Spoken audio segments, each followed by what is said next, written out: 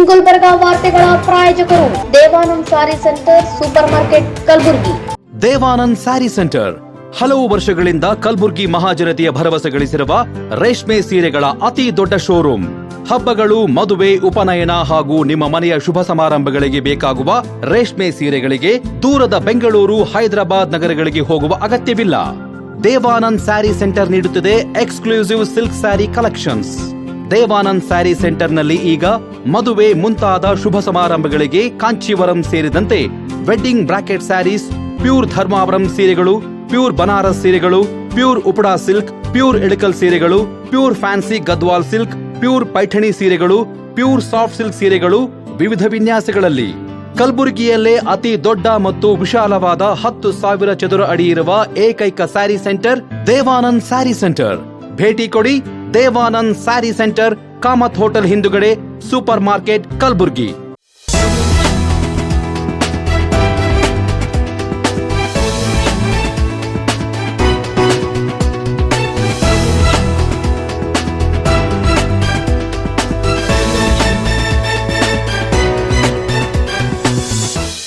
ನಮಸ್ಕಾರ.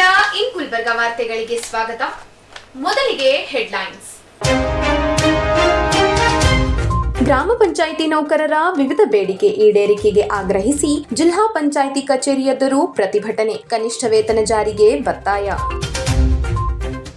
ಮನೆ ಕೆಲಸ ಮಾಡುತ್ತಿದ್ದಾತನ್ನೇ ಮಾಲೀಕರ ಮನೆಯಲ್ಲಿ ಕಳ್ಳತನ. 26.81 ಲಕ್ಷ ಮೌಲ್ಯದ ಚಿನ್ನಾಭರಣ, ನಗದು ಕಳವು. 3 ತಿಂಗಳ ಹಿಂದೆ ಕೆಲಸ ಬಿಟ್ಟಿದ್ದ ವ್ಯಕ್ತಿ ಬಂಧನ.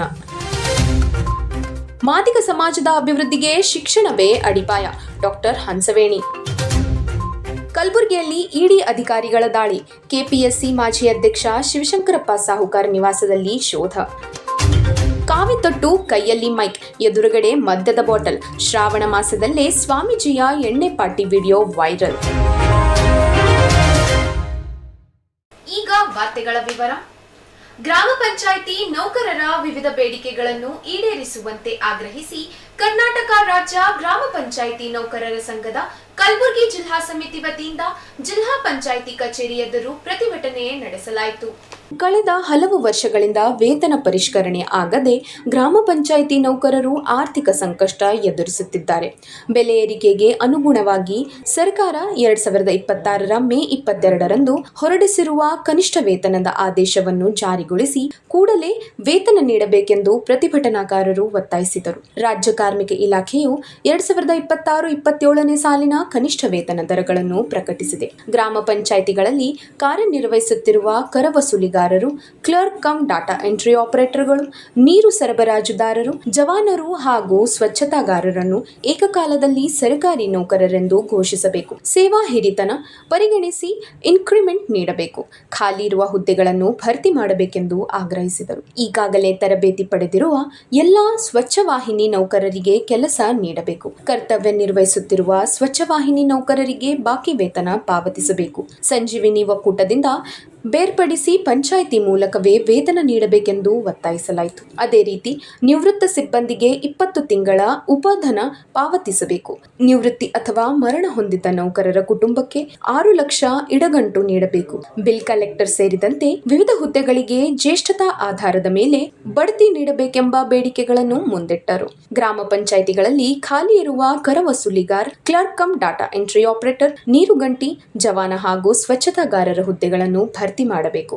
ಪ್ರತಿಯೊಂದು ಗ್ರಾಮ ಪಂಚಾಯಿತಿಗೂ ಲೆಕ್ಕ ಸಹಾಯಕ ಹುದ್ದೆ ಸೃಷ್ಟಿಸಬೇಕು ಹಾಗೂ ಗ್ರೇಡ್ 1 ಕಾರ್ಯದರ್ಶಿಗಳಿಗೆ ಪಿಡಿಒ ಹುದ್ದೆಗೆ ಜಿಲ್ಲಾ ಮಟ್ಟದಲ್ಲಿ ಮುಂಬಡ್ತಿ ನೀಡುವ ವ್ಯವಸ್ಥೆ ಕಲ್ಪಿಸಬೇಕೆಂದು ಒತ್ತಾಯಿಸಿದರು. ಈ ವೇಳೆ ಸಂಘದ ಜಿಲ್ಲಾಧ್ಯಕ್ಷ ನಾಗರಾಜ್ ಜಿ ಭಂಗೂರ್, ಪ್ರಧಾನ ಕಾರ್ಯದರ್ಶಿ ಭೀಮರಾವ್ ಎಸ್ ಜಮಾದಾರ್, ರಾಜ್ಯ ಉಪಾಧ್ಯಕ್ಷ ಮಾರುತಿ ಎಸ್ ಸುಗ್ಗಾ ಸೇರಿದಂತೆ ಜೇವರ್ಗಿ, ಆಳಂದ್, ಕಾಳಗಿ, ಯಡ್ರಾಮಿ, ಚಿಂಚೋಳಿ, ಸೇಡಂ, ಕಮಲಾಪುರ್, ಶಹಾಬಾದ್ ಸೇರಿದಂತೆ ವಿವಿಧ ತಾಲೂಕುಗಳ ಪದಾಧಿಕಾರಿಗಳು ಹಾಗೂ ಗ್ರಾಮ ಪಂಚಾಯಿತಿ ನೌಕರರು ಭಾಗವಹಿಸಿದ್ದರು. ಬೇಡಿಕೆಗಳನ್ನು ಗಂಭೀರವಾಗಿ ಪರಿಗಣಿಸಿ ಶೀಘ್ರವೇ ಈಡೇರಿಸದಿದ್ದರೆ ಮುಂದಿನ ಹಂತದಲ್ಲಿ ಹೋರಾಟ ತೀವ್ರಗೊಳಿಸುವುದಾಗಿ ಸಂಘದ ಅಧ್ಯಕ್ಷ ನಾಗರಾಜ್ ಜಿ ಭಂಗೂರ್ ಎಚ್ಚರಿಕೆ ನೀಡಿದರು. ಇಡೀ ನಮ್ಮ ರಾಜ್ಯ ವ್ಯಾಪ್ತಿಯಲ್ಲಿ ಈ ಒಂದು ಹೋರಾಟ ನಡೀತಾ ಇದೆ. ಇವತ್ತು ಎಲ್ಲ ಜಿಲ್ಲಾ ಪಂಚಾಯತ್ ಎದುರುಗಡೆ ಇದಕ್ಕೆ ಮುಖ್ಯ ಕಾರಣ ಏನಪ್ಪ ಅಂದರೆ, ಇದೇ ಕಾಂಗ್ರೆಸ್ ಸರ್ಕಾರದಲ್ಲಿ ಸಿದ್ದರಾಮಯ್ಯನವರು ಮುಖ್ಯಮಂತ್ರಿ ಆಗಿದ್ದಾಗ ಮೇ ತಿಂಗಳಲ್ಲಿ ಒಂದು ಆದೇಶನ ಹೊರಡಿಸಿದರು.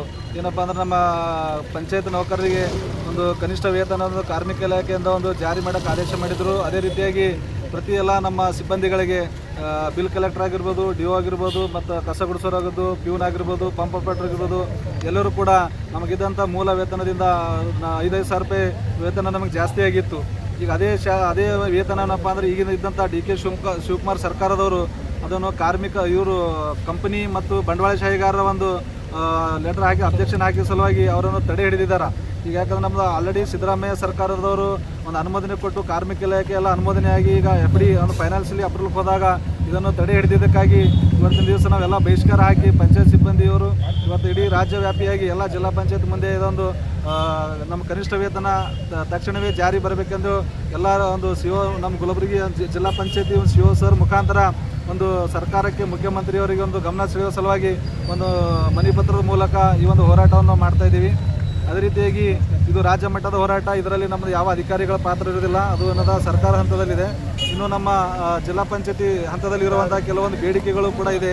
ಸುಮಾರು 3 ವರ್ಷಗಳಿಂದ ನೆನಗುದಿ ಬಿದ್ದಿರುವಂಥ ನಮ್ಮ ಒಂದು ಬಡ್ತಿ ವಿಷಯ, ಈಗ ಬಿಲ್ ಕಲೆಕ್ಟರ್ ಹಾಗೂ ಡಿ.ಒ ಅವರಿಂದ ಬಡ್ತಿಗಾಗಿ ಒಂದು 3 ವರ್ಷದಿಂದ ನಮ್ಮದು ಅನುಮೋದನೆ ತಡೆ ಹಿಡಿದು ಇಲ್ಲೇ ವಿಳಂಬ ಮಾಡ್ತಾರೆ ನೀತಿ ಅನುಸಾರ ಜಿಲ್ಲಾ ಪಂಚಾಯತಿಯವರು. ಅದೇ ರೀತಿಯಾಗಿ ಅನುಮೋದನೆ ಸುಮಾರು ನಮ್ಮ ಇದು ಜಿಲ್ಲಾ ಪಂಚಾಯತಿ ವ್ಯಾಪ್ತಿಯಲ್ಲಿ ಬರುವಂಥ ಗ್ರಾಮ ಪಂಚಾಯತಿಗಳಲ್ಲಿ ಸುಮಾರು 261 ಗ್ರಾಮ ಪಂಚಾಯತಿಯಲ್ಲಿ ಸುಮಾರು ಸಿಬ್ಬಂದಿಗಳನ್ನು ಅನುಮೋದನೆ ಬಾಕಿ ಇಟ್ಕೊಂಡಿದ್ದಾರೆ. ಇನ್ನೂ 150 ಸಿಬ್ಬಂದಿಗಳು ಬಾಕಿ ಅನುಮೋದನೆ ಇಟ್ಟಿದ್ದಾರೆ. ಅದು ಕೂಡ ತಕ್ಷಣ ಅನುಮೋದನೆ ಮಾಡಬೇಕು. ಹಾಗೆ ಅದೇ ರೀತಿಯಾಗಿ ನಮ್ಮದು ಇದ್ರದ್ದು ನಿವೃತ್ತಿ ಉಪಧನ ಈಗಾಗಲೇ ಕೆಲವೊಂದು ಪಂಚಾಯತಿಗಳು ನಿವೃತ್ತಿ ಉಪಧನ ನೀಡ್ತಾ ಇದ್ದಾರೆ. ಇನ್ನೂ ಹಲವಾರು ಪಂಚಾಯತಿಗಳಲ್ಲಿ ನಿವೃತ್ತಿ ಆದ ನಂತರ 20 ತಿಂಗಳ ನಿವೃತ್ತಿ ಉಪಧನ ನೀಡ್ತಾ ಇಲ್ಲ. ಅದು ಒಂದು ಬೇಡಿಕೆ ಇಟ್ಟುಕೊಂಡು ಇದೊಂದು ಹೋರಾಟ ಮಾಡ್ತಾ ಇದ್ದೀವಿ. ಅದೇ ರೀತಿಯಾಗಿ ಏನಪ್ಪ ಅಂದ್ರೆ ನಮ್ಮದು ಉಳಿದಂಥ ಬಾಕಿ ವೇತನ ಕರವಸೂಲಿಯಲ್ಲಿ 40% ಕೊಡಬೇಕಂತ ಸರ್ಕಾರದ ಆದೇಶ ಇದ್ದರೂ ಕೂಡ ಹಲವಾರು ಒಂದು ಕರವಸೂಲಿ ಅಭಿಯಾನ ಮುಖಾಂತರ ಹಲವಾರು ನಾವು ಟ್ಯಾಕ್ಸ್ ಕಲೆಕ್ಷನ್ ಆದರೂ ಕೂಡ ಕೆಲವೊಂದು ಪಂಚಾಯತಿಗಳಲ್ಲಿ PDOಗಳು ಅದೊಂದು ನಮ್ಮ ಬಾಕಿ ವೇತನ ಮಾಡ್ತಾ ಇಲ್ಲ. ಅದನ್ನು ಒಂದು ಅಜೆಂಡಾ ಇಟ್ಕೊಂಡು ನಾವು ಹೋರಾಟ ಮಾಡ್ತಾ ಇದ್ದೀವಿ. 5/2026 ಸಿದ್ದರಾಮಯ್ಯ ಸರ್ಕಾರವರು ಕಾರ್ಮಿಕರಿಗೆ ಕನಿಷ್ಠ ವೇತನ ಜಾರಿ ಮಾಡಿ ಒಂದು ನೋಟಿಫಿಕೇಶನ್ ತಂದಿದ್ವಿ, ಫೈನಲ್ ನೋಟಿಫಿಕೇಶನ್. ಅದು ಸರ್ಕಾರ ಹೋದ ನಂತರ ಈ ಡಿ.ಕೆ. ಶಿವಕುಮಾರ್ ಸರ್ಕಾರ ಬಂದ ನಂತರ ಇದು ಮಾಲೀಕರಿಗೆ ತೊಂದರೆ ಆಗ್ತದೆ, ಮಾಲೀಕರಲ್ಲಿ ಬಿಟ್ಟು ಹೋಗ್ತಾರೆ ಅಂತೇಳಿ ನೆಪವಾಡಿ ಅದನ್ನು ವಾಪಸ್ ತಗೊಳಿಸಲಿಕ್ಕೆ ಒಂದು ಸಚಿವ ಸಂಪುಟದ ಉಪಸಮಿತಿ ಪರಮೇಶ್ವರ್ ಅವರು ಡೆಪ್ಯೂಟಿ ಚೀಫ್ ಮಿನಿಸ್ಟರ್ ಅಧ್ಯಕ್ಷತೆಯಲ್ಲಿ ಒಂದು ಕಮಿಟಿ ಮಾಡಿದ್ದಾರೆ. ಅದರ ಉದ್ದೇಶ ಏನಂದರೆ ಏನು ಸಿದ್ದರಾಮಯ್ಯ ಅವರು ಕೊಟ್ಟಿದ್ದಾರೆ ಅದನ್ನು ಕಡಿಮೆ ಮಾಡಬೇಕು ಅಂತೇಳಿ ಅವರ ಉದ್ದೇಶ ಇದೆ. ಅದು ಕಡಿಮೆ ಮಾಡಲಿಕ್ಕೆ ಬಿಡೋದಿಲ್ಲ ನಾವು. ಆದ್ದರಿಂದ ಇವತ್ತು ಇಡೀ ರಾಜ್ಯದಲ್ಲಿ ಇವತ್ತು ಪ್ರತಿ ಜಿಲ್ಲಾ ಮಟ್ಟದಲ್ಲಿ ಗ್ರಾಮ ಪಂಚಾಯತ್ನ ಕೊಡು ಕನಿಷ್ಠ ವೇತನ ಮತ್ತು ಇತರ ಅವರು ಬೇಡಿಕೆಗಳ ಹೋರಾಟ ಮಾಡ್ತಾ ಇದ್ದಾರೆ. ಅದೇ ರೀತಿಯಾಗಿ ಸೆಪ್ಟೆಂಬರ್ 8 ತಾರೀಕಿಗೆ ಸುಮಾರು 50,000 ಜನ ಕರ್ನಾಟಕದ ಕಾರ್ಮಿಕರು ಬೆಂಗಳೂರಿನಲ್ಲಿ ಭಾರಿ ದೊಡ್ಡ ಒಂದು ಹೋರಾಟ ಹಾಕಿಕೊಂಡಿದ್ದೇವೆ. ಡಿ.ಕೆ. ಶಿವಕುಮಾರ್ ಸರ್ಕಾರ ಈ ನೋಟಿಫಿಕೇಶನ್ ವಾಪಸ್ ತೊಗೊಳ್ಳೋಕ್ಕೆ ಬಿಡೋದಿಲ್ಲ, ನಿಮ್ಮನ್ನೇ ಓಡಿಸಿ ಕಳಿಸ್ತೀವಿ ಅನ್ನೋ ಒಂದು ಘೋಷಣೆಯೊಂದಿಗೆ ನಾವು ಇವತ್ತು ಹೋರಾಟ ನಡೆಸ್ತಾ ಇದ್ದೀವಿ. ಇಡೀ ರಾಜ್ಯದಲ್ಲಿ ನಾವು ಇದರ ಬಗ್ಗೆ ಪ್ರಚಾರ ಮಾಡ್ತಾ ಇದ್ದೀವಿ. ಡಿ.ಕೆ. ಶಿವಕುಮಾರ್ ಕಾರ್ಮಿಕ ಮತ್ತು ರೈತ ವಿರೋಧಿ ಏನು ಇವತ್ತು ಅವರು ಪಾಲಿಸಿಗಳು ತರ್ತಾ ಇದ್ದಾರೆ ಅದನ್ನು ನಾವು ತರಲಿಕ್ಕೆ ಬಿಡೋದಿಲ್ಲ. ಈ ರಾಜ್ಯದ ಕಾರ್ಮಿಕರು ಮತ್ತು ರೈತರು ಎಲ್ಲರೂ ಕೂಡಿ ರಾಜ್ಯದ ರೈತರಿಗೆ ನ್ಯಾಯ ಸಿಗಬೇಕು.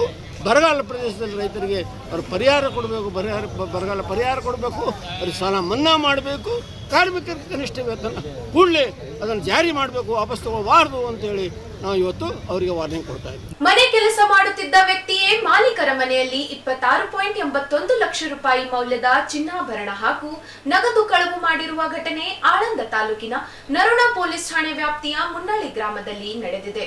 ಮುನ್ನಳ್ಳಿ ಗ್ರಾಮದ ಜಯಶ್ರೀ ಶಾಂಭವಿಯವರ ಮನೆಯಲ್ಲಿ ಸುಮಾರು 160 ಗ್ರಾಮ ಚಿನ್ನಾಭರಣ ಹಾಗೂ 7 ಲಕ್ಷ ರೂಪಾಯಿ ನಗದು ಕಳವಾಗಿತ್ತು. ಈ ಕುರಿತು ನರೋಣ ಪೊಲೀಸ್ ಠಾಣೆಯಲ್ಲಿ ಪ್ರಕರಣ ದಾಖಲಾಗಿದ್ದು ಪೊಲೀಸರು ತನಿಖೆ ಕೈಗೊಂಡಿದ್ದರು. ಕಳವು ನಡೆದ ಸಂದರ್ಭದಲ್ಲಿ ಯಾವುದೇ ತಾಂತ್ರಿಕ ಸಾಕ್ಷ್ಯಗಳು ಪೊಲೀಸರಿಗೆ ಲಭ್ಯವಾಗಿರಲಿಲ್ಲ. ಆದರೂ ವಿವಿಧ ಆಯಾಮಗಳಲ್ಲಿ ತನಿಖೆ ನಡೆಸಿದ ಪೊಲೀಸರು ಆರೋಪಿಯ ಸುಳಿವು ಪತ್ತೆ ಹಚ್ಚಿದ್ದಾರೆ. ಜಯಶ್ರೀ ಶಾಂಭವಿಯವರ ಮನೆಯಲ್ಲಿ ಕೆಲಸ ಮಾಡುತ್ತಿದ್ದ ಹಾಗೂ 3 ತಿಂಗಳ ಹಿಂದೆ ಕೆಲಸ ಬಿಟ್ಟಿದ್ದ ಅದೇ ಗ್ರಾಮದ ಮಚೇಂದ್ರ ಪೂಜಾರಿ 31 ಎಂಬಾತನನ್ನು ಪೊಲೀಸರು ಬಂಧಿಸಿದ್ದಾರೆ. ವಿಚಾರಣೆ ವೇಳೆ ಕಳವು ಪ್ರಕರಣಕ್ಕೆ ಸಂಬಂಧಿಸಿದ ಮಹತ್ವದ ಮಾಹಿತಿ ಲಭ್ಯವಾಗಿದ್ದು ಆರೋಪಿಯಿಂದ ಚಿನ್ನಾಭರಣ ಹಾಗೂ ನಗದನ್ನು ಪೊಲೀಸರು ವಶಪಡಿಸಿಕೊಂಡಿದ್ದಾರೆ. ಆಳಂದ ತಾಲೂಕು ಮುನ್ನೋಳಿದಿಂದ ಮಾತಾಡ್ತಿರೋದು. ನಮ್ಮ ಮನೆ ಕಳ್ಳತನ ಆಗಿತ್ತು ರೀ. ಎಲ್ಲ ಡಿಪಾರ್ಟ್ಮೆಂಟ್ದವ್ರು ಎಲ್ಲ ಪೊಲೀಸವ್ರು ಭಾಳ ನನ್ನ ಅಣ್ಣತಂಬ್ರು ಸರಿ ನನ್ನ ತಾಯಿ ತಂದೆ ಸರಿ ನಿಂತು ನಮಗೆಲ್ಲ ಕೈ ಹಚ್ಚಾರ. ಇಲ್ದ್ರೆ ನನಗೆ ಬದುಕ ಆಸೆನೇ ಹೋಗಿತ್ತು. ಆಯಿತು ನಾವೆಲ್ಲ ಅಗ್ರಿಕಲ್ಚರ್ ಮೇಲೆ ಇದ್ದೆವು. ಇಷ್ಟು ನಾ 25 ವರ್ಷ ದಿನ ಗಳಿಸಿದವ ಒಂದು 25 ನಿಮಿಟದಾಗ ಒಯ್ದಾನ. ಭಾಳ ದೊಡ್ಡ ಕೆಲಸ. 18 ತೊಲಿ ಬಂಗಾರ ರೀ, ಆಮೇಲೆ 7 ಲಕ್ಷ ರೂಪಾಯಿ ಇದ್ದು ರೀ, ಎಲ್ಲ ಬರೋಬ್ಬರಿ ಒಪ್ಸ್ಯಾರ. ನಾವು ಎಲ್ಲಿ ಹೋಗಿಲ್ರಿ, ಮನೆಗೆ ಇದ್ದೀವಿ. ತೆಳಗೆ 2 ನಾನು ಮ್ಯಾಲೆ ಒಂದು ರೂಮ್ ಐತ್ರಿ, ಅದು ಮೇಲೆ ಯಾವಾಗ ಭೀ ಮೇಲೆ ಮಲ್ಕೋತೀವಿ ನಾವು ಇಬ್ಬರು. ನನ್ನ ಮಕ್ಕಳು ದೊಡ್ಡವ್ರೇ ಹರಾರಿ, ಏನು 22 ವರ್ಷದ ಮಗನ ಅಲ್ಲೇ ಬಾಗಿಲಿಗೆ ಹೊರಸ್ ಹಾಕೊಂಡೇ ಮಲ್ಕೊಂಡಾನ್ರಿ ಅವ. ಅಂದ್ರೆ ಅವ 1 ವರ್ಷ ದಿನ ದುಡ್ದಾನ್ರಿ. ಈಗ ಕಳತನ ಮಾಡಿ ಮನುಷ್ಯ 1 ವರ್ಷ ನಂತರ ಈ ವರ್ಷ ನಾವು ಒಕ್ಕಲ್ತನ ತೆಗ್ದಿದ್ದೆವು. ಹಂಗಂದ್ರೆ ನಮ್ಗೆ ಆಳಿನ ಅವಶ್ಯಕತೆ ಇರಲಿಲ್ಲ, ನಾವು ಇಟ್ಕೊಂಡಿಲ್ಲ. ಅವ ಇದೇ 3 ತಿಂಗಳು ಐತ್ರಿ ನಂಬಲ್ಲಿ ಬಿಟ್ಟು ಅಲ್ಲೇ ನಮ್ಮೂರಾಗೆ ಮತ್ತೊಬ್ಬರ ಕಡೆ ಅದ ಹಣ. ಅಂದ್ರೆ ಯಾವಾಗ ಸ್ವಲ್ಪ ಪರಿಚಯದಿಂದ ಹಾಗೆ ಬರ್ತೀನಿ ನಮ್ಮ ಮನೆಗೆ. ಒಂಜಾರ ಪರಿಚಯ ಇದ್ದ ಬಳಕ ಮನುಷ್ಯ ಬರೋದೇ ಇಲ್ರಿ.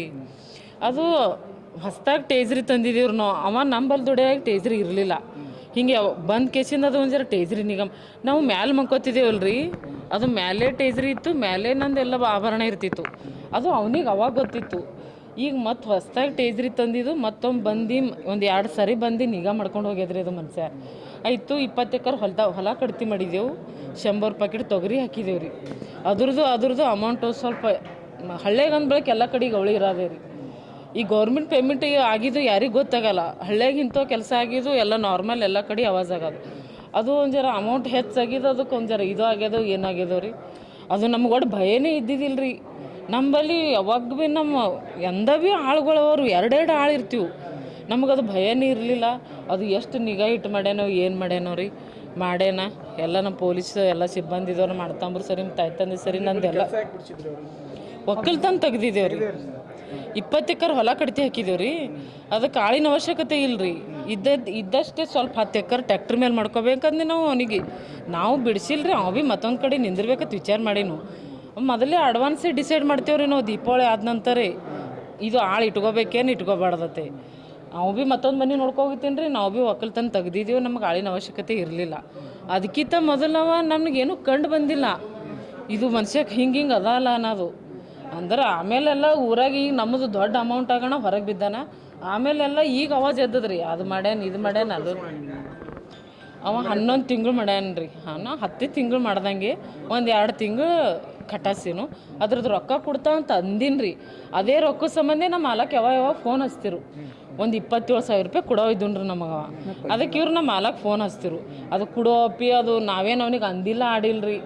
ಎಲ್ಲ ನನಗೆ ಕೊಡೋದು ತೊಗೊಂಬದ ಕೊಡುವಪ್ಪ 27,000 ರೂಪಾಯಿನ 15 ದಿನ ಬಿಟ್ಟು ಕೊಡ್ತೀನಿ, 1 ವಾರ ಬಿಟ್ಟು ಕೊಡ್ತೀನಿ ಇಷ್ಟೇ ಹೇಳ್ತೀನಿ ರೀ.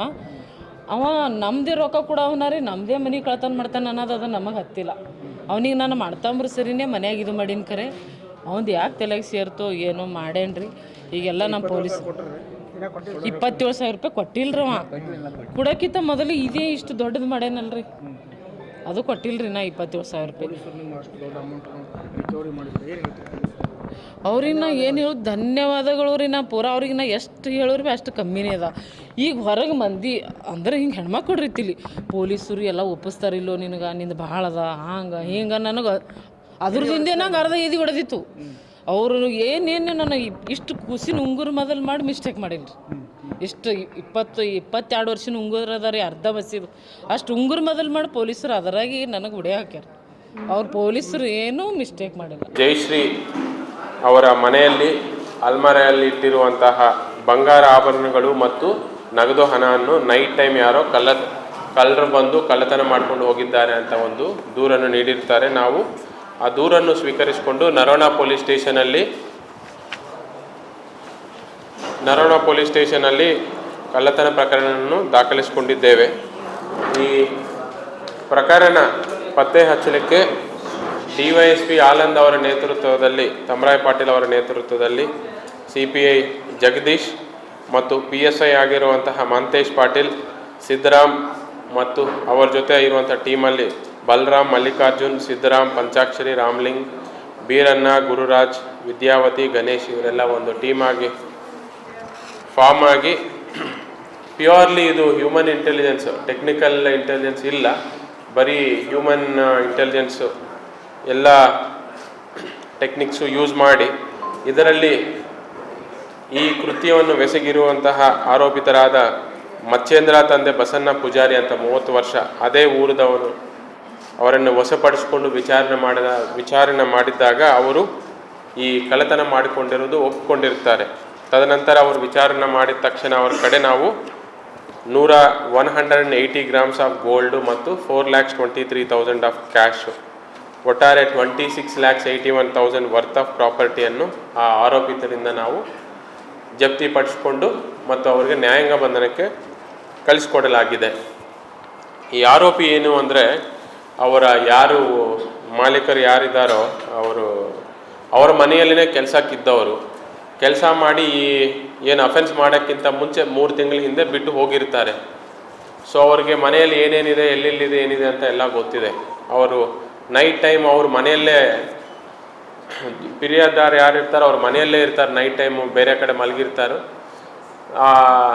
ಆ ಸಮಯದಲ್ಲಿ ಇವರು ಎಂಟ್ರಿ ಆಗಿ ಏನು ಅಲ್ಮರಿಯಲ್ಲಿ ಕೀ ಎಲ್ಲಿರುತ್ತೋ ಅವ್ರಿಗೆ ಗೊತ್ತಿರುತ್ತೆ, ಅಲ್ಮರಿ ಚಾಬಿನ ತೊಗೊಂಡು ಓಪನ್ ಮಾಡಿಕೊಂಡು ಅಲ್ಮರಿಯಲ್ಲಿ ಇಟ್ಟಿರುವಂತಹ ಗೋಲ್ಡನ್ನು ಅವರು ತೊಗೊಂಡು ಹೋಗಿರ್ತಾರೆ.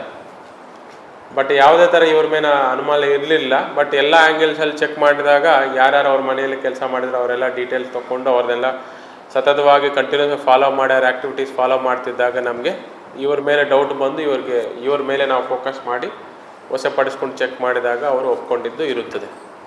ಸೊ ಮನೆ ಕೆಲಸ ಮಾಡಿದವರೇ ಈ ಅಫೆನ್ಸ್ ಮಾಡಿದ್ದಾರೆ. ಇದರಲ್ಲಿ ಉತ್ತಮವಾದಂಥ ಕೆಲಸ ಮಾಡಿರುವಂತಹ ಆಲಂದ್ ಸರ್ಕಿಲ್ ಮತ್ತು DYSP ಅವರಿಗೆ, CP ಅವರಿಗೆ ಮತ್ತು ಇಬ್ಬರು PSIಸು ಮತ್ತು ಎಲ್ಲ ಅವರ ಟೀಮ್ಗೆ ನಾನು ಅಭಿನಂದನೆ ಸಲ್ಲಿಸುತ್ತೇನೆ. ಯಾಕಂದರೆ ಇದರಲ್ಲಿ ನಮಗೆ ಯಾವುದೇ ತರಹ ಅಂತ ಟೆಕ್ನಿಕಲ್ ಇಂಟೆಲಿಜೆನ್ಸ್ ಇರಲಿಲ್ಲ. ಬರೀ ಪ್ಯೂರ್ಲಿ ನಮ್ಮ ಕೋರ್ ಪೊಲೀಸಿಂಗ್ ಮಾಡಿ ನಾವು ಆರೋಪಿತರನ್ನು ಹಿಡಿದಿದ್ದೇವೆ. ಸೊ ಅದಕ್ಕೆ ಟೋಟಲ್ 26 lakhs ಇವ್ರ ಮೇಲೆ ಯಾವುದು ಪ್ರಕರಣ ಇರಲಿಲ್ಲ. ಊರಲ್ಲೇ ಇದ್ದರು, ಅವ್ರ ಕಡೆನೇ ಇಟ್ಕೊಂಡಿದ್ರು. ಅಂದರೆ ಅವ್ರ ಕೆಲಸ ಮುಗಿದಿದೆ ಅಂತ. ಏನು ಕೆಲಸ ಒಕ್ಕಲ್ತನ ಮಾಡ್ತಿದ್ದ, ಸ್ವಲ್ಪ ಡ್ರಂಕರ್ಡ್ ಇದ್ದ ಸರ್. ಡ್ರಂಕರ್ಡ್ ಇದ್ದ ಸರ್. ಆಮೇಲೆ ಇವ್ರದ್ದು ಬಿಟ್ಟ ಮೇಲೆ ಥೆಫ್ಟ್ ಮಾಡಿ ತನ್ನ ಮನೆಯಲ್ಲಿ ಪ್ರಾಪರ್ಟಿ ಇಟ್ಟು ಹೆಂಡತಿ ಮನೆಯಲ್ಲಿ ಹೋಗಿ ಉಳ್ಕೊಂಡಿದ್ದ ಸರ್. ಬೇಸಿಕಲಿ ಅವ್ರದ್ದು ಬೇರೆ ಬೇರೆ ದುಡ್ಡಿನ ಆಶೆ ಇದೆ, ಕೆಲವು ಕಡೆ ದುಡ್ಡಿನ ಅವಶ್ಯಕತೆ ಇದೆ, ಮತ್ತು ಇವರು ಡ್ರಂಕರ್ಡು ಇದ್ದಾರೆ. ಬಟ್ ಅವರು ಯಾರಿಗೂ ಮಾರಾಟ ಮಾಡಿರಲಿಲ್ಲ. ಸೊ ಅಮೌಂಟು ಸ್ವಲ್ಪ ಇನ್ನೂ ಕೆಲವು ತಿಂಗಳು ಹೋದ್ಮೇಲೆ ಮಾರಾಟ ಮಾಡಬೇಕು, ಒಂದೊಂದೊಂದು ಮಾರಾಟ ಮಾಡಬೇಕು ಅನ್ನೋದು ಅವರ ತಲೆಯಲ್ಲಿತ್ತು. ಬಟ್ ಅಷ್ಟೊತ್ತಿಗೆ ನಮ್ಗೆ ಮಾಹಿತಿ ಬಂದಿದ ತಕ್ಷಣ ಅವ್ರು ವಿಚಾರಣೆ ಮಾಡಿದಾಗ ಅವರು ಒಪ್ಕೊಂಡಿದ್ದಾರೆ. ನಗರದ ಕನ್ನಡ ಭವನದಲ್ಲಿ ಶ್ರೀ ಮಾದರ ಚೆನ್ನಯ್ಯ ಮಾತಾ ಸಮಿತಿ ಕರ್ನಾಟಕ ಕಲಬುರಗಿ ಜಿಲ್ಲಾ ಘಟಕದ ಸಮಿತಿ ರಚನೆ ಹಾಗೂ ಜಿಲ್ಲಾ ಕಾರ್ಯಕಾರಿಣಿ ಸಭೆ ನಡೆಯಿತು. ಕಾರ್ಯಕ್ರಮವನ್ನು ವೇದಿಕೆಯ ಮೇಲಿರುವ ಗಣ್ಯರು ದೀಪ ಬೆಳಗಿಸುವ ಮೂಲಕ ಉದ್ಘಾಟಿಸಿದರು. ಬಳಿಕ ಸಮಿತಿಯ ವತಿಯಿಂದ ಗಣ್ಯರು ಹಾಗೂ ನೂತನ ಪದಾಧಿಕಾರಿಗಳನ್ನು ಸನ್ಮಾನಿಸಲಾಯಿತು.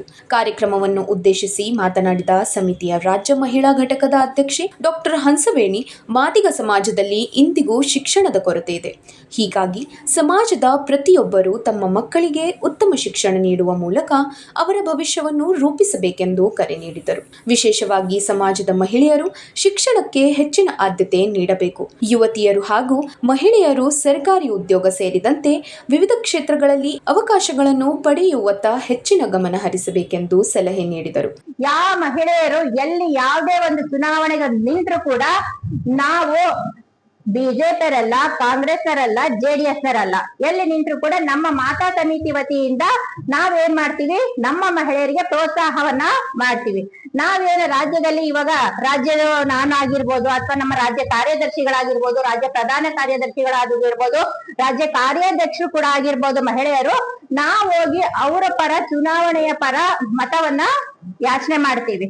ಅದಕ್ಕೋಸ್ಕರ ಸ್ವಲ್ಪ ತಾವು ಮುಂದುವರಿಬೇಕು, ನಮ್ಮ ಮಕ್ಕಳನ್ನು ಕೂಡ ಮುಂದುವರಿಸ್ಬೇಕು. ನಾವು ಸಾಯಂಕಾಲ ಆದ ತಕ್ಷಣ ಏನ್ ಮಾಡ್ತೀವಿ, ಟಿವಿ ಅದು ಇದು ನೋಡ್ತೀವಿ. ಹುಡುಗ ಆಗ್ಲಿ ಹುಡುಗಿ ಆಗ್ಲಿ ಮನೆಯಲ್ಲಿ ಏನ್ ಮಾಡ್ತಾ ಇರ್ತಾರೆ, ಮೊಬೈಲ್ ಆಡ್ತಾ ಇರ್ತಾರೆ. ಅವ್ರು ಏನ್ ನೋಡ್ತಿದ್ದಾರೆ ಅಂತ ಗೊತ್ತಿರಲ್ಲ. ಹೌದಾ? ಒಳ್ಳೇದು ಇರ್ತದೆ, ಕೆಟ್ಟದೂನು ಇರ್ತದೆ. ಮಾತೆಯರು ಸ್ವಲ್ಪ ಇದ್ರ ಬಗ್ಗೆ ಮಾತ್ರ ಬಹಳ ಲಕ್ಷ್ಯ ಕೊಡ್ಬೇಕು. ಇವತ್ತಿನ ದಿನ ಆ ಒಂದು ಮೊಬೈಲ್ ಅನ್ನ ದುಶ್ಚಟಕ್ಕೆ ಬಹಳ ಮಕ್ಕಳು ಏನಾಗ್ತಿದ್ದಾರೆ, ಬಲಿಪಶು ಆಗ್ತಾ ಇದ್ದಾರೆ. ಕೆಟ್ಟ ಒಂದು ಚಟುಗಳಿಗೆ ಕೂಡ ಅವರು ದಾಸರಾಗ್ತಾ ಇದ್ದಾರೆ. ಅದಕ್ಕೆ ಏನ್ ಮಾಡ್ತಿದ್ದಾರೆ, ಅದನ್ನ ನೋಡ್ಬೇಕು. ನೋಡ್ಬಿಟ್ಟು ನೀವು ಒಂದ್ ಸ್ವಲ್ಪ ಕಲ್ತ್ಕೊಳ್ರಿ, ಏನೂ ಆಗಲ್ಲ. ಇಂಟರ್ನೆಟ್ ಇರ್ತದ, ನೆಟ್ ಇರ್ತದೆ, ನೆಟ್ ಪ್ಯಾಕೇಜ್ ಎಲ್ಲಾನು ಹಾಕ್ಸಿರ್ತಾರೆ. ಯಾಕಂದ್ರೆ ಇವಾಗೆಲ್ಲ ಮೊಬೈಲ್ಗಳು ನೋಡ್ತಾನೆ ಇರ್ತಾರೆ. ಯಾರೋ ಮೊಬೈಲ್ ನೋಡೋದಿಲ್ಲಂಗೆ ಯಾರು ಇರೋದಿಲ್ಲ. ಸಾಮಾನ್ಯ ದೇವ್ರ ಪೂಜೆ ಮಾಡ್ಬೇಕಾದ್ರೆ ಅಷ್ಟೇ ಒಂದ್ ಸ್ವಲ್ಪ ಮೊಬೈಲ್ ಬಿಡ್ತಾರೆ. ಆ ಮೊಬೈಲ್ ನೆನ್ಸ್ಕೊಂಡ್ರೆ ಒಂದ್ 2 ನಿಮಿಷ ಅಷ್ಟೇನೆ ಪೂಜೆ ಮಾಡಿ ಪಟ್ ಅಂತ ಓಡ್ ಬಂದ್ಬಿಡ್ತಾರೆ. ಹಳೆ ಕಾಲದಾಗ ಓದಂಗೆ ಬುಕ್ ಓದೋದು ಅದು ಇದು ಯಾವ್ದೂನು ಇತ್ತೀಚೆಗೆ ನಡೀತಾ ಇಲ್ಲ. ನೆಟ್ಗಳಲ್ಲಿ ನಾವು ಏನ್ ಮಾಡ್ಬೇಕು, ಸರ್ಚ್ ಮಾಡಿ ನೋಡ್ಬೇಕು ಯಾವ ಡಿಪಾರ್ಟ್ಮೆಂಟ್ಗಳಿದಾವೆ, ಎಷ್ಟು ಇಲಾಖೆಗಳಿದಾವೆ, ಯಾವ ಇಲಾಖೆಗಳಲ್ಲಿ ಯಾವ ಹುದ್ದೆಗಳಿದಾವೆ, ಯಾವ ಹುದ್ದೆಗಳು ಕಾಲ್ ಮಾಡ್ತಿದ್ದಾರೆ. ಇವಾಗ ಸಾಕಷ್ಟು ಹುದ್ದೆಗಳನ್ನ ಕರೀತಿದ್ದಾರೆ. ಅದ್ರ ಬಗ್ಗೆ ಯೋಚನೆ ಮಾಡಿ. ನಮ್ಮ ಮಕ್ಕಳಿಗೆ ಹುದ್ದೆಗಳನ್ನ ದೊರಕಿಸ್ಕೊಡ್ಬೇಕು, ಹಾಕ್ಬೇಕು, ಅರ್ಜಿ ಹಾಕ್ಸ್ಬೇಕು. ಅವ್ರಿಗೆ ಕೆಲಸ ಸಿಗೋದು ಬಿಡೋದು ಸೆಕೆಂಡ್ರಿ. ನಮ್ಮ ಪ್ರಯತ್ನವನ್ನ ನಾವು ಮಾಡಿಸ್ಬೇಕು. ಮಾಡ್ಲಿಲ್ಲ ಅಂದ್ರೆ ಕೈ ಕಟ್ಕೊಂಡ್ ಕುತ್ಕೊಂಡ್ರೆ ಯಾವ್ದೂನು ಆಗೋದಿಲ್ಲ. ನಾವು 10 ಕಲ್ಲು ಹಾಕಿರ್ತೀವಿ, ಅದ್ರಲ್ಲಿ ಒಂದಾದ್ರೂ ನಮಗೆ ಏನಾದ್ರೂ ಸ್ವಲ್ಪ ಉಪಯೋಗ ಆಗ್ಬೋದು. ಈ ಸಂದರ್ಭದಲ್ಲಿ ಕಲಬುರಗಿ ಜಿಲ್ಲಾ ಅಧ್ಯಕ್ಷ ಮಲ್ಲಿಕಾರ್ಜುನ್ ಜಿನ್ಕೇರಿ, ರಾಜ್ಯ ಮಹಿಳಾ ಘಟಕದ ಅಧ್ಯಕ್ಷೆ ಡಾಕ್ಟರ್ ಹಂಸವೇಣಿ ಸೇರಿದಂತೆ ನೂತನ ಪದಾಧಿಕಾರಿಗಳನ್ನು ಸಮಿತಿಯ ವತಿಯಿಂದ ಸನ್ಮಾನಿಸಲಾಯಿತು. ಕಾರ್ಯಕ್ರಮದಲ್ಲಿ ಪ್ರಭಾವತಿ, ರೇಣುಕಾ, ಗೀತಾ, ಅರುಂಧತಿ, ದಶರಥ್ ಕಲ್ಗುರ್ತಿ, ದಿಗಂಬರ್ ತ್ರಿಮೂರ್ತಿ, ಮುರಳಿ, ಕಿರಣ್ ಪೂಜಾರಿ, ರಂಜಿತ್ ಮೂಲಿಮನಿ, ರೂಕಪ್ಪ ಕಾಂಬ್ಳೆ, ದತ್ತು ಕೋರೆ, ಕೃಷ್ಣ ತಂಗಡ್ಗಿ, ಮಹೇಶ್ ಕರ್ದಳ್ಳಿ, ರಾಜು ಕಟ್ಟಿಮನಿ ಸೇರಿದಂತೆ ಸಮಿತಿಯ ಪದಾಧಿಕಾರಿಗಳು ಹಾಗೂ ಮುಖಂಡರು ಉಪಸ್ಥಿತರಿದ್ದರು. ಇವತ್ತೊಂದು ಮಹಾದರ ಚೆನ್ನಯ್ಯ ಸೇವಾ ಸಮಿತಿಯನ್ನು ಕಟ್ಟಿ ಇಡೀ ರಾಜ್ಯದಂತ ಹಲವಾರು ಜಿಲ್ಲೆಯಲ್ಲಿ ತಿರುಗಾಡಿ ಇವತ್ತು ಮಹಿಳಾ ಘಟಕವನ್ನು ಕಾರ್ಯಕಾರಿಣಿ ಸಮಿತಿ ಸದಸ್ಯರಾಗಿ ಆಯ್ಕೆ ಮಾಡ್ತಕ್ಕಂಥ ಕೆಲಸ ಇವತ್ತು ಆಶಾ ಮೇಡಮ್ ಅವರು ಮಾಡ್ತಾ ಇದ್ದಾರೆ. ಆದರೆ ಇವತ್ತು ಕಲಬುರಗಿ ಜಿಲ್ಲೆಯಲ್ಲಿ ಅಲ್ಲದೆ ಇಡೀ ರಾಜ್ಯದಲ್ಲೇ ಇವತ್ತು ನಾಗರ ಪಂಚಮಿ ಇರುವುದರಿಂದ ತಾವು ಹೇಳಿದಂತೆ ಮಹಿಳೆಯರು ಕೂಡ ಹೆಚ್ಚಿಗೆ ಸೇರಿಸೋದಕ್ಕೆ ಆಗಿಲ್ಲ ಅಂತಕ್ಕಂಥದ್ದು ಹೇಳ್ಬೇಕಾಗ್ತದೆ.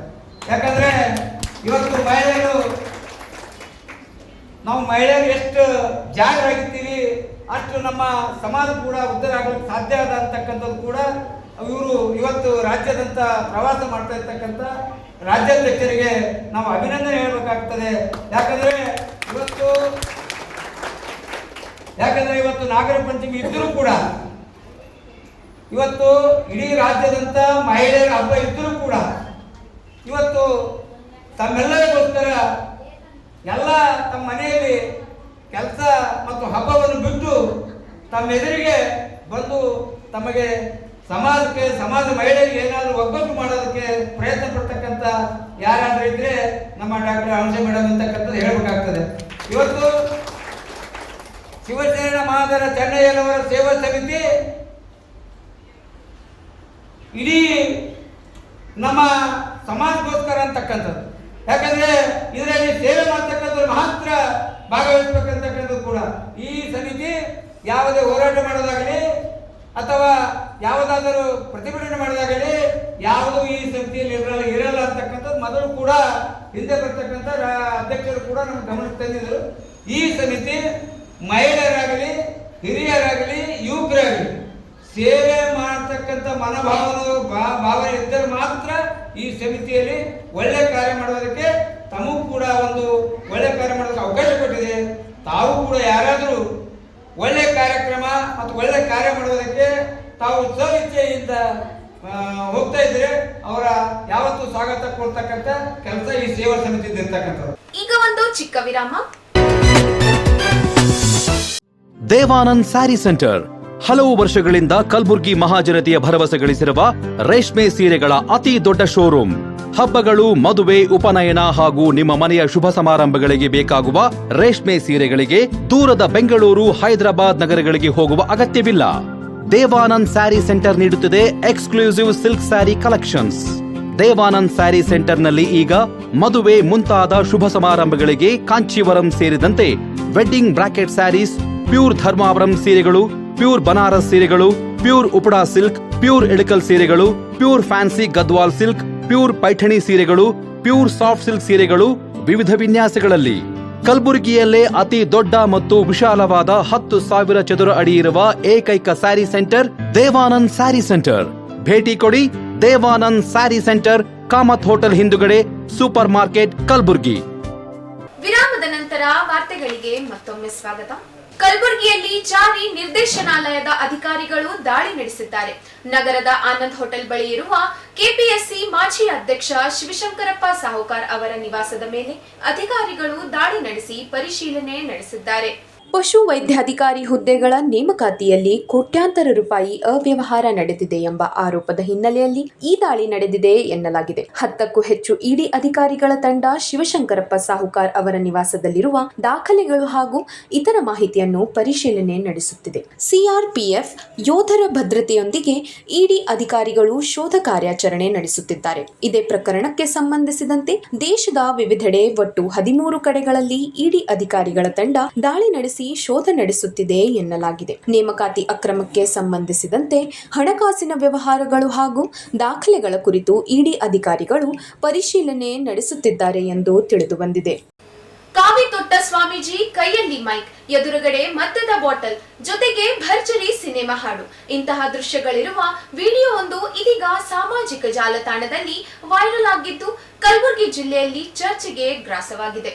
ಅಫ್ಜಲ್ಪುರ ತಾಲೂಕಿನ ಮಾಶಾಳ ಗ್ರಾಮದ ಶ್ರೀ ಸಿದ್ದಲಿಂಗೇಶ್ವರ ವಿರಕ್ತ ಮಠದ ಪೀಠಾಧಿಪತಿ ಶ್ರೀ ಮರುಳಾರಾಧ್ಯ ಸ್ವಾಮೀಜಿಗೆ ಸಂಬಂಧಿಸಿದೆ ಎನ್ನಲಾದ ವಿಡಿಯೋ ವೈರಲ್ ಆಗಿದೆ.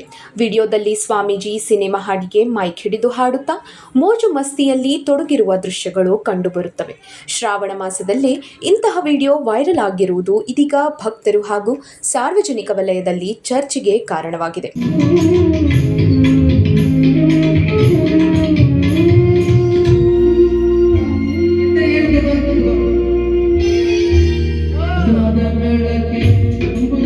ಶ್ರೀರಾಮ ಸೇನೆಯ ಕಲ್ಯಾಣ ಕರ್ನಾಟಕ ವಿಭಾಗೀಯ ಅಧ್ಯಕ್ಷರಾಗಿರುವ ಮರುಳಾರಾಧ್ಯ ಸ್ವಾಮೀಜಿ ಈ ಹಿಂದೆ ಹಿಂದೂ ಧರ್ಮ ರಕ್ಷಣೆ ಕುರಿತು ಹಲವು ಹೇಳಿಕೆಗಳನ್ನು ನೀಡಿದ್ದರು ಎನ್ನಲಾಗಿದೆ. ಮಕ್ಕಳ ಕೈಯಲ್ಲಿ ಪೆನ್ನಿನ ಬದಲಿಗೆ ಖಡ್ಗ ಕೊಡಿ ಎಂದು ಹೇಳಿಕೆ ನೀಡಿದ್ದ ಇದೇ ಸ್ವಾಮೀಜಿಯ ಮಠದ ವಿಡಿಯೋ ಇದೀಗ ಸಾಮಾಜಿಕ ಜಾಲತಾಣದಲ್ಲಿ ವೈರಲ್ ಆಗಿದೆ.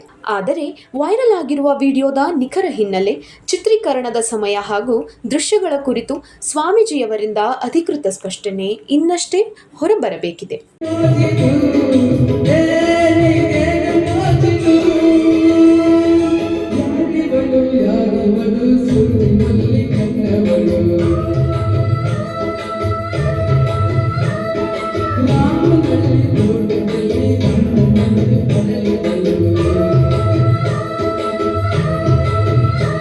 ಇಲ್ಲಿಗೆ ವಾರ್ತಾ ಪ್ರಸಾರ ಮುಕ್ತಾಯ.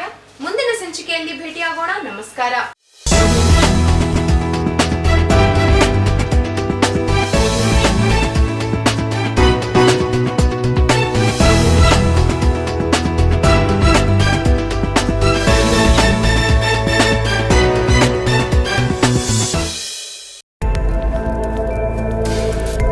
ಇನ್ ಗುಲ್ಬರ್ಗಾ ವಾರ್ತೆಗಳ ಪ್ರಾಯೋಜಕರು Devanand sari centre super market ಕಲಬುर्गी ಹಾಗೂ सह प्रायोजकರು शकाइना बैप्टिस्ट अकेडमी 23 वर्षों की उत्कृष्ट शैक्षणिक सेवा दड्डप्पा अप्पा PU college of science Devanand sari centre ಹಲವು ವರ್ಷಗಳಿಂದ ಕಲಬುರ್ಗಿ ಮಹಾಜನತೆಯ ಭರವಸೆ ಗಳಿಸಿರುವ ರೇಷ್ಮೆ ಸೀರೆಗಳ ಅತಿ ದೊಡ್ಡ ಶೋರೂಮ್. ಹಬ್ಬಗಳು, ಮದುವೆ, ಉಪನಯನ ಹಾಗೂ ನಿಮ್ಮ ಮನೆಯ ಶುಭ ಸಮಾರಂಭಗಳಿಗೆ ಬೇಕಾಗುವ ರೇಷ್ಮೆ ಸೀರೆಗಳಿಗೆ ದೂರದ ಬೆಂಗಳೂರು, ಹೈದರಾಬಾದ್ ನಗರಗಳಿಗೆ ಹೋಗುವ ಅಗತ್ಯವಿಲ್ಲ. ದೇವಾನಂದ್ ಸ್ಯಾರಿ ಸೆಂಟರ್ ನೀಡುತ್ತಿದೆ exclusive silk sari collections. Devanand sari ಸೆಂಟರ್ನಲ್ಲಿ ಈಗ ಮದುವೆ ಮುಂತಾದ ಶುಭ ಸಮಾರಂಭಗಳಿಗೆ ಕಾಂಚೀವರಂ ಸೇರಿದಂತೆ wedding bracket saris, pure Dharmavaram ಸೀರೆಗಳು, ಪ್ಯೂರ್ ಬನಾರಸ್ ಸೀರೆಗಳು, pure Uppada silk, pure Ilkal ಸೀರೆಗಳು, pure fancy Gadwal silk, pure Paithani ಸೀರೆಗಳು, ಪ್ಯೂರ್ ಸಾಫ್ಟ್ ಸಿಲ್ಕ್ ಸೀರೆಗಳು ವಿವಿಧ ವಿನ್ಯಾಸಗಳಲ್ಲಿ. ಕಲಬುರಗಿಯಲ್ಲೇ ಅತಿ ದೊಡ್ಡ ಮತ್ತು ವಿಶಾಲವಾದ 10,000 ಚದುರ ಅಡಿ ಇರುವ ಏಕೈಕ ಸ್ಯಾರಿ ಸೆಂಟರ್ ದೇವಾನಂದ್ ಸ್ಯಾರಿ ಸೆಂಟರ್. ಭೇಟಿ ಕೊಡಿ. ದೇವಾನಂದ್ ಸ್ಯಾರಿ ಸೆಂಟರ್, ಕಾಮತ್ ಹೋಟೆಲ್ ಹಿಂದುಗಡೆ, ಸೂಪರ್ ಮಾರ್ಕೆಟ್, ಕಲಬುರ್ಗಿ.